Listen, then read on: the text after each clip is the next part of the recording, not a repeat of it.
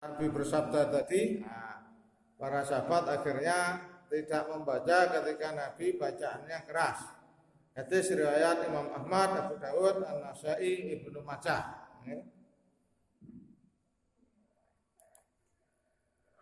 Berikut hampir sama, ceritanya hampir sama, cuma redaksinya yang berbeda. Hadis riwayat Imam Nasai nomor sekian. Dari Abu Hurairah bahwa Rasulullah Sallallahu Alaihi Wasallam setelah salat yang bacaannya diperdengarkan, dinyaringkan, beliau bersabda, apakah tadi ada salah seorang dari kalian yang ikut membaca ayat Al-Quran bersamaku? Maka seorang laki-laki menjawab, iya wahai Rasulullah. Kemudian Rasulullah Sallallahu Alaihi Wasallam bersabda, aku mengatakan bahwa kalian jangan menyelisihiku dalam bacaan Al-Quran. Maksudnya jangan menandingi aku ketika aku membaca Al-Quran, dengarkan.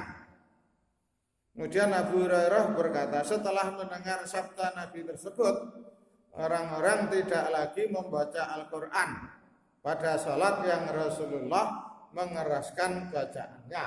Jadi kalau Rasulullah bacaannya keras, maka para sahabat sudah tidak membaca lagi. Ada beberapa riwayat yang semisal. Riwayat Imam Ahmad, Abu Dawud dan Ibnu Majah. Telah sholat Rasulullah Sallallahu Alaihi Wasallam, ini sebenarnya juga Abu Hurairah bersama para sahabatnya sholat yang aku kira waktu itu sholat subuh. Maka Nabi kemudian bertanya, apakah di antara kalian tadi ada yang membaca? Qala rajulun, ana saya wahai Rasulullah. Qala, kemudian Nabi bersabda, kenapa aku ditandingi dalam membaca Al-Quran? Menandingi wong Rasulullah sudah membaca keras, maka seharusnya mendengarkan. Kemudian dalil yang lebih rinci di sini, lebih tegas. Kalau seorang makmum, bacaan imam itu sebetulnya sudah menjadi bacaan makmum. Riwayat Imam Ahmad, Ibnu Majah, Imam Malik dan Baihaqi yang bersumber dari Jabir bin Abdillah radhiyallahu anhu qala. Qala telah bersabda Rasulullah sallallahu alaihi wasallam, man kana lahu imamun, barang siapa yang salat di belakang imam menjadi makmum berarti ya. Man kana lahu imamun, barang siapa yang salat bersama imam, maka faqiraatul imam, maka bacaan imam lahu qiraah, maka otomatis bacaan imam itu menjadi bacaannya juga. Maka kewajiban makmum adalah mendengarkan. Kemudian dari Sahal bin Sa'id As-Sa'idi, dia menunjuk seseorang anak muda untuk menjadi imam sholat bersama mereka. Maka dikatakan kepadanya, kamu melakukan hal itu karena kamu yang lebih dahulu masuk Islam. Karena dalam hadis di antara yang diutamakan menjadi imam, yang masuk Islam lebih dulu kan. Awalnya tidak mau dia.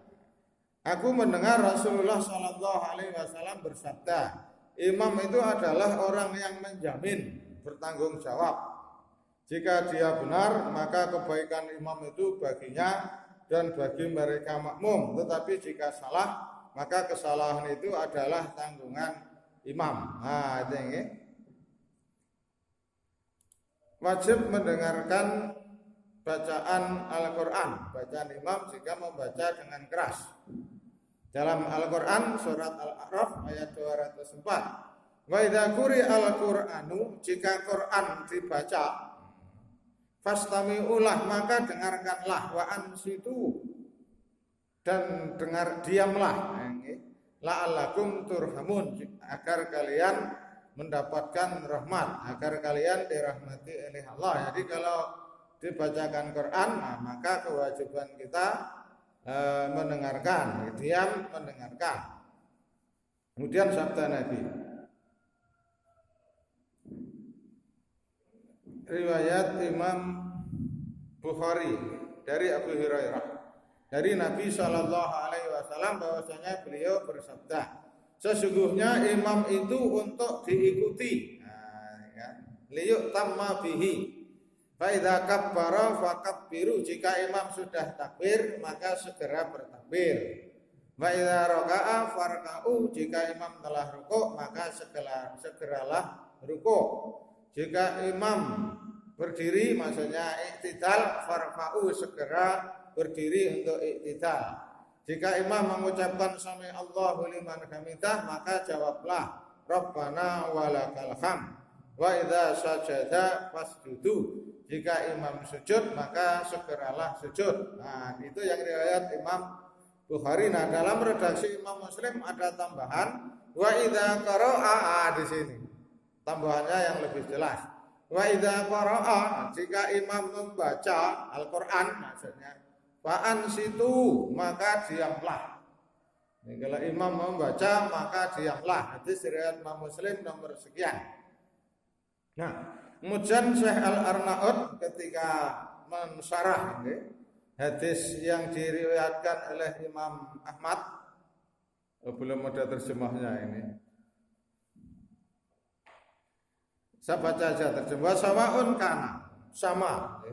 Sabda Rasulullah sallallahu alaihi wasallam, fantahan nas anil qiraah bima yajharu bihi Rasulullah sallallahu alaihi wasallam.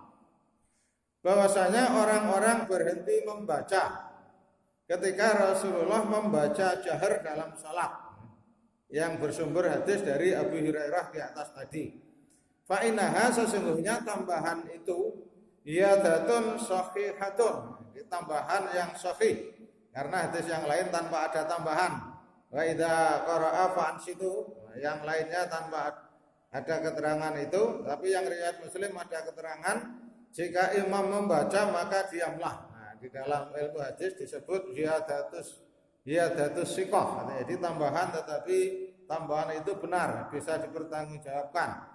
Yang itu menguatkan firman Allah Subhanahu wa ta'ala. Nah, jadi riwayat Imam Muslim ini tadi, wa idza qara'a fa ansitu, ini tadi.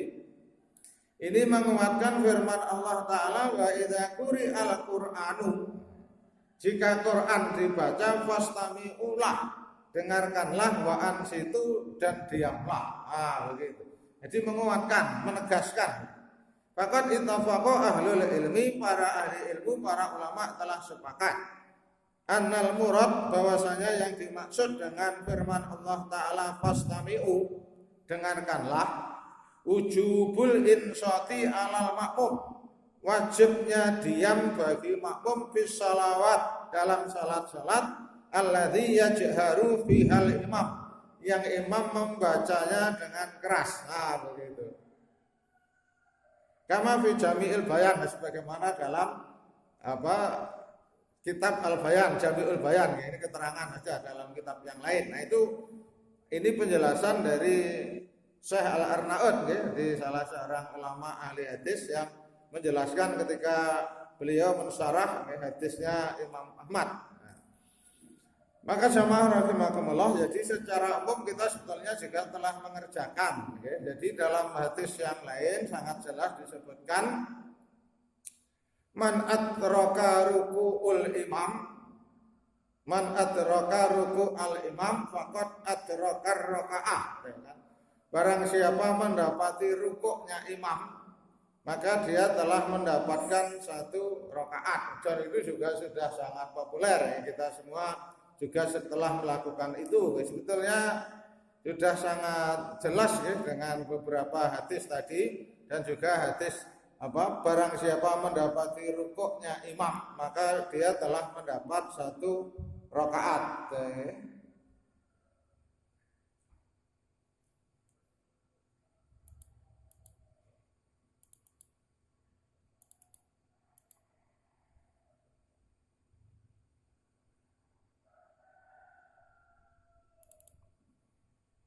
Nah, saya carikan dulu hadisnya.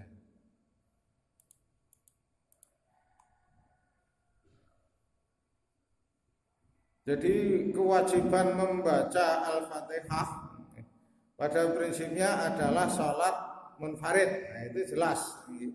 Tetapi dalam sholat yang sifatnya berjamaah dalam kondisi tertentu, maka bacaan makmum itu sudah ditanggung imam. Di antara hadisnya tadi, mendapati rukuknya imam maka dia telah dihitung mendapati 1 rakaat. Nah, kalau bacaan makmum tidak ditanggung imam, nah seharusnya dia tidak baca Al-Fatihah kan tidak dihitung 1 rakaat. Nah, tapi karena sudah ada nas dari Nabi bahwasanya mendapatkan rukuknya imam, nah itu sudah dianggap 1 rakaat. Nah, di sini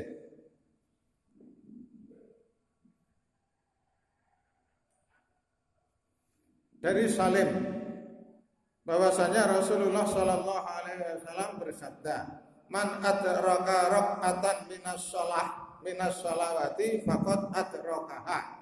Barang siapa mendapatkan 1 rukuk dalam sholat, maka dia telah mendapatkan 1 rakaat. Kemudian dalam redaksi yang lain, di sini.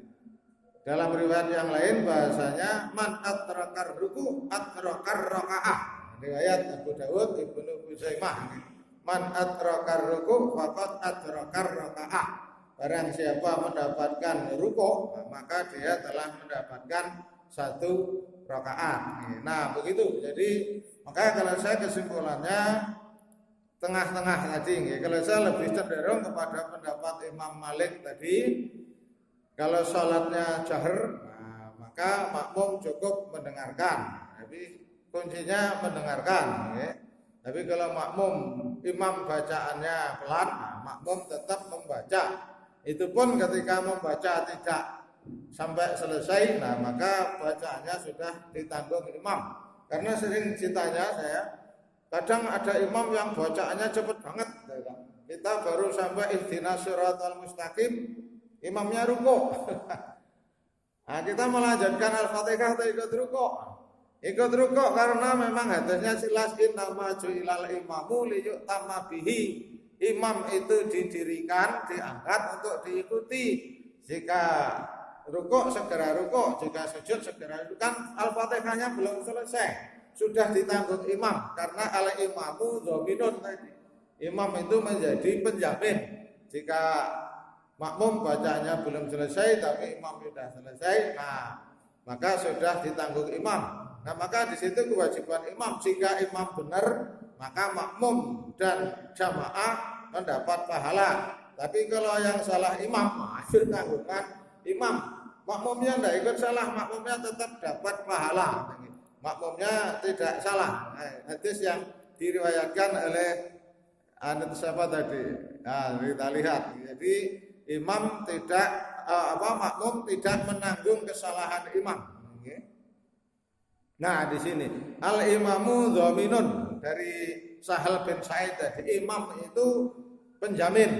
Jika ia baik, falahu walahum, maka imam dan makmum mendapat pahala. Wa in asa'a, tapi sebaliknya jika imamnya keliru tidak baik, maka fa'alaihi. Nah, itu tanggungannya imam, wala alaihim, tidak menjadi tanggungan makmum. Maka menjadi imam ada syarat-syarat khusus, ada syarat-syarat tertentu. Nah, saya kira begitu. Maka kesimpulannya makmum tidak wajib membaca Al-Fatihah. Terutama ketika sholatnya jahar, maka kewajiban makmum cukup mendengarkan bacaan Al-Quran. Tapi ketika bacaannya sir, diusahakan makmum tetap membaca. Tetapi ketika bacaannya tidak selesai, tidak mengapa, karena sudah dijamin oleh imam. Man kana lahu imamun fa qiraatul imam lahu qiraatun. Tadi hadisnya sangat jelas. Barang siapa sholat bersama imam, bacaan imam juga menjadi bacaan untuknya. Nah, ini saya kira hadis ini sudah sangat jelas sekali. Nah, maka makmum sekali lagi ketika imam bacaannya jahar, dia mendengarkan. Dan itu terutama makmum yang persis di belakang imam. Nah, kemarin hadisnya sudah saya sampaikan. Makmum yang di belakang imam terutama juga seharusnya yang paham tentang hukum-hukum sholat. Nah, ketika imam keliru, nah maka yang di belakangnya bisa mengingatkan. Saya kira itu yang bisa saya sampaikan. Semoga bisa menjadi pengetahuan bagi kita. Amin. Demikian, semoga bermanfaat. Assalamualaikum warahmatullahi wabarakatuh.